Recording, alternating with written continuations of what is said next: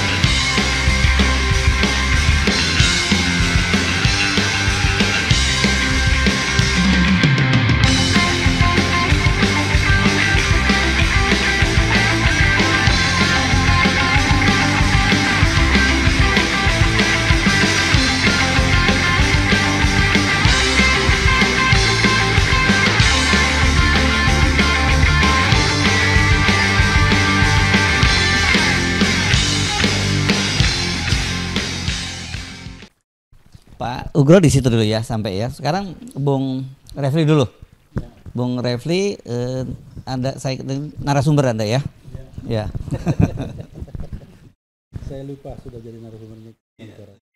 Oke, silakan.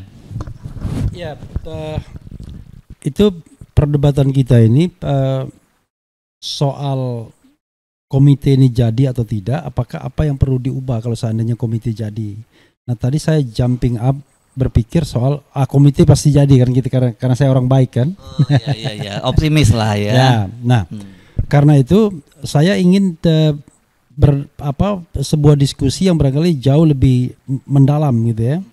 Jadi ada beberapa tema yang saya tulis di sini. Misalnya ini kalau dulu ada iklan how low can you go ya kan. Sebenarnya sedalam slow apa reformasi itu mau dilakukan. Kemudian ada juga tema mengenai alat negara versus alat kekuasaan. Ini menarik ini. Kalau saya kasih clue sedikit, Polri nggak boleh jadi alat negara. Nggak boleh juga. Dia harus jadi alat kekuasaan. Ah, menarik kan, itu ya. Makanya sekarang sudah jadi. Karena tetapi dalam negatif meaning kan, bukan positif meaning. Kemudian sentralisasi atau desentralisasi kepolisian. Kemudian yang mau berubah itu strukturnya, kulturnya, atau substansinya.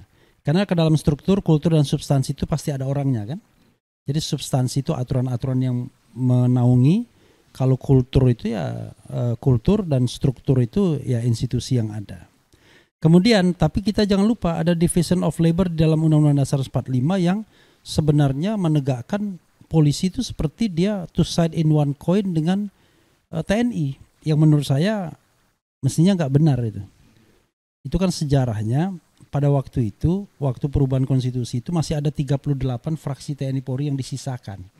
Yang gratis tanpa melalui pemilu tahun 1999. Ini tahun 2002 ya? 1999 sampai 2002. Oke. Nah, pada waktu itu kan masih ada fraksi TNI Polri jumlahnya 38 orang. Dan ketika ada perumusan pasal 30 itu ya kafling. Jadi kafling pertahanan dan kemudian kafling keamanan. Makanya kemudian bab itu jadi bab Hankam. Jadi seolah-olah dia two side in one coin. Ketika mau diubah secara struktural, kita kemudian bertanya tentang ayat konstitusi itu. Oke, nah saya satu-satu ya membahasnya. Kalau kepanjangan silakan dialihkan dulu. Diedit. Diedit ya kan. Pertama alat negara versus alat kekuasaan. Ya.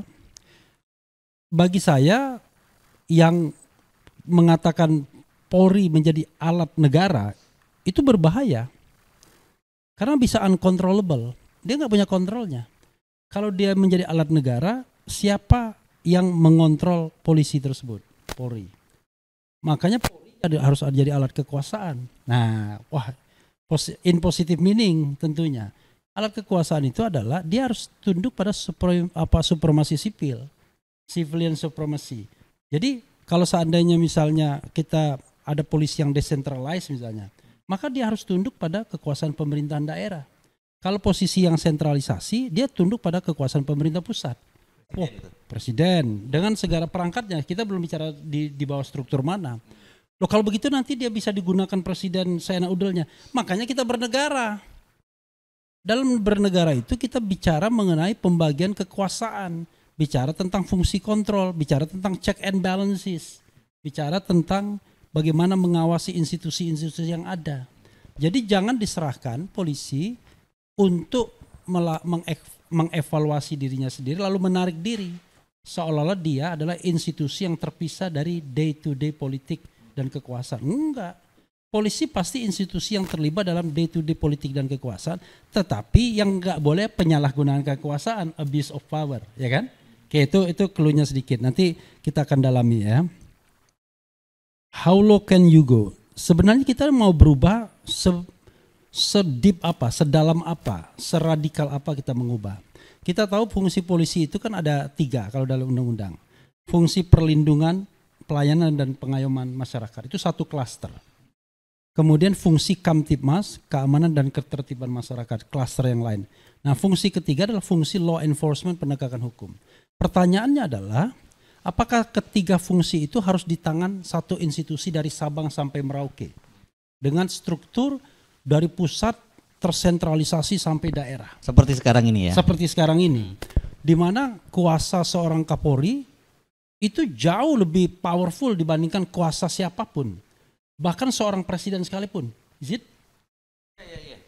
Kalau presiden memerintahkan apa-apa nggak bisa ke bawah, belum tentu dia bisa ke bawah langsung kalau tidak didorong, di-enforce oleh macam-macam. Tapi kalau seorang Kapolri langsung infrastrukturnya sampai bawah. Infrastrukturnya sampai bawah, sampai polsek, ya kan? Nah ini jadi menarik kalau kita bicara mengenai hal seperti ini. Kalau kita mau pisah, maka sebenarnya kan ada beberapa karakter yang berbeda. Perlindungan, pelayanan dan pengayoman masyarakat itu karakternya beda sekali dengan yang namanya law enforcement. Kalau perlindungan, pengayoman masyarakat, ya kita nggak butuh polisi yang canggih-canggih amat, tapi polisi yang bersahabat, ya kan? Kayak policing, community policing gitu. Tapi kalau kita bicara tentang penegakan hukum, ya kita perlu orang jagoan yang bisa menerobos cybercrime dan lain sebagainya, transnational crime dan lain sebagainya. Jadi beda sekali akan ke depan pendidikannya kalau menurut saya. Kalau dia Kamtibmas juga berbeda, berarti penanganan huru-hara dan lain sebagainya. Nah, sekarang kan dalam satu institusi dengan piramida yang ini. Jadi polisi yang nganter nenek-nenek membujuk orang turun dari pohon itu punya potensi untuk jadi Kapolri semua. Setiap baik teori kan, siapa tahu itu tamatan Akpol juga yang bujuk nenek-nenek. Tapi itu sekarang diambil alih oleh Damkar udah. Ya. Nah, karena itu menurut saya ke depan kalau kita mau polisi ini dipecah-pecah fungsinya, bukan dipecah polisinya ya, tapi dipisahkan fungsinya, ya kita harus lihat.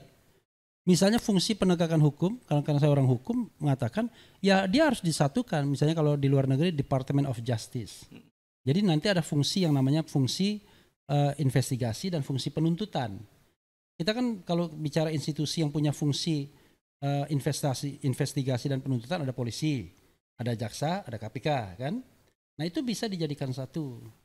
Tergantung nanti kita lihat soal klaster pemberantasan korupsinya. Itu yang bisa didiskusikan juga. Saya baru awal-awal, nanti biar diperdalam. Lalu sentralisasi dan desentralisasi. Apakah kalau sekarang kan semua polisi adalah polisi pusat. Tidak ada yang namanya polisi lokal.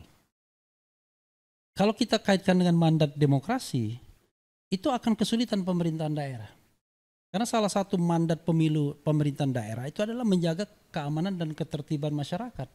Memberikan rasa aman, kesejahteraan masyarakat. Kan nggak mungkin dia cuma mengatakan saya akan provide ekonomi tapi keamanan ketertibannya nggak dijamin, ya kan? Tapi kalau tentara beda kan, pertahanan, fungsi teritorial.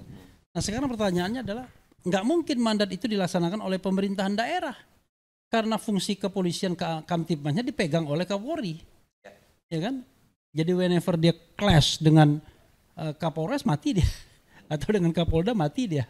Karena Kapolda bisa membuat membuat wilayah itu jadi tidak aman dalam tanda kutip dan kemudian memberikan delegitimasi terhadap pemerintahan lokal yang dipilih secara demokratis. Nah, karena itu to some extent kan harusnya yang namanya kepala daerah dia harus juga punya alat-alat untuk memelihara keamanan dan ketertiban masyarakat. Karena itu yang dibutuhkan oleh masyarakat sebagai sebuah mandat demokrasi itu. Karena itu ya polisi harusnya ada yang di bawah pemerintahan lokal. Tidak semua centralized. Nah, karena itu nanti kaitannya adalah dengan fungsinya.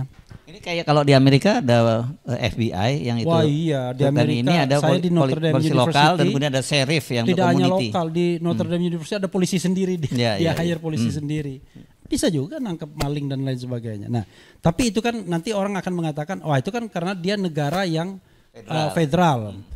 It's okay to some extent, tapi jangan lupa otonomi daerah kita itu lebih federal dari negara federal. Ya kan, kita negara kesatuan yang desainnya federalis itu sesungguhnya. Nah, kemudian yang mau berubah struktur, kultur atau substansi, saya kira tiga-tiganya akhirnya. Orang mengatakan misalnya secara struktur apakah polisi itu harus dibawa presiden atau tidak. Itu akan terjawab dengan sendirinya, bukan soal dibawa presiden atau tidak.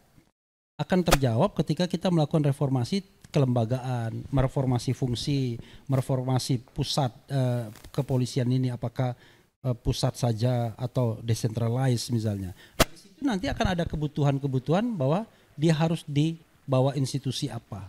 Kan begitu. Jadi itu akan terjawab dengan sendirinya. It could be possible dia sebagian ada di gubernur, sebagian ada di wali kota misalnya dan lain sebagainya. Oke. Nanti saya bilang, wah nanti alat kekuasaan kita akan bicara mengenai berdemokrasi dan berkonstitusi yang benar tentunya. Nah, kemudian terakhir Division of Labor di Undang-Undang Dasar 45 ya, yang seolah-olah membuat polisi ini sama sisinya dengan TNI. Nah ini mohon maaf Pak Ugro, correct me kalau saya keliru ya. Sebenarnya kan fungsi polisi itu bukan pada state security, tapi human security. Human, manusia, pusatnya di manusia, ya kan? Karena dia human security, maka pusatnya manusia. State security, keamanan nasional, ya kan? Atau state defense itu kan fungsi alat negara yang bernama tentara, militer, menjaga yang namanya the integrity of territorial di sebuah negara. Nah, tetapi ketika dirumuskan Undang-Undang Dasar 45 seperti itu, seolah ada division of labor. Jadi fungsi keamanan polisi, fungsi pertahanan TNI. Gimana sih bunyi? Baca pasal 30. 30 ya. Oke nanti kita. Pasal 30. Pasal 30 yang sudah di Undang-Undang Dasar 45. Sudah di amandemen ya. Tentang pertahanan dan keamanan. Jadi pertahanan itu dilaksanakan oleh TNI, kemudian keamanan dilaksanakan oleh polisi. Nah, akibatnya seolah-olah negara ini dibelah dua. Home security, ya kan? Itu seolah-olah urusan polisi, tapi defense pertahanan terhadap gangguan dari pihak luar seolah-olah itu tugas TNI saja. Nah, akibatnya yang terjadi adalah dalam perkembangan selanjutnya kan itu terus yang tegang kan sesungguhnya. Jadi seperti rebutan kue. Nah, seharusnya kan TNI sama Polri nggak boleh rebutan kue karena objeknya beda. TNI objeknya negara, kalau polisi objeknya manusia, kan begitu. Jadi kalau seandainya itu sawaran BIN misalnya, BIN itu ngintelin orang asing yang mau merusak negara, kalau BIN kita nginteli politisi untuk memenangkan pemilu kan atau gitu. Aktivis. Atau aktivis ya, itu kan itu yang fungsinya berbeda, disfungsi ya. Nah, karena itu menurut saya ke depan ya kita harus betul-betul mendiskusikan ini secara serius. Hanya saya membayangkan apa yang saya omongkan ini akan memunculkan resistensi yang besar dari pihak kepolisian. Bahkan orang pensiunan pun belum tentu mau terima yang seperti ini karena akan mengubah secara radikal wajah polisi. Nanti orang akan bilang, wah kalau gitu Anda ingin memperlemah polisi. No, kita nggak bicara polisi itu sebuah alat negara yang besar itu. Kita hanya membutuhkan satu alat negara yang besar yaitu TNI. Sehingga tidak ada rivalitas yang menurut saya nggak sehat sampai belakangan ini. Jadi yang kita butuhkan TNI yang kuat, lalu dengan fungsi-fungsi kepolisian yang betul-betul workable di masyarakat sebagai pelindung pengayom masyarakat. Nah kalau fungsi penegakan hukum dia sepi biasanya. Jadi kalau fungsi penegakan hukum kemudian jalan kemana-mana, ya orang takut masyarakat. Orang tidak melihat masyarakat itu sebagai pelindung dan pengayom masyarakat, tapi melihat dia fungsi penegakan hukumnya. Jadi yang menonjol, padahal kan kalau kita baca undang-undang, yang pertama kali itu adalah fungsi perlindungan dan pengayoman masyarakat. Harusnya orang kalau lihat polisi bahagia. Ya kalau lihat Pak Ugro bahagia kan lihat Pak Ugro. Tapi semua kita lihat polisi itu kita sakit, kita langsung waduh apa kesalahan tilang dan lain sebagainya. Karena polisi mempresentasikan dirinya sebagai penegak hukum, bukan sebagai pelindung dan pengayom masyarakat. Nah itu kan jadi kita bayangkan tidak hanya shifting mentality di polisi sendiri, tapi masyarakat, mindset masyarakat yang sudah betul-betul terintervensi dengan fungsi seperti itu. Saya kira itu dulu sebagai pancingan awal ya yang akan dipertajam oleh Mr. Said Didu yang akan mengatakan bahwa itu semua karena Jokowi. Oke,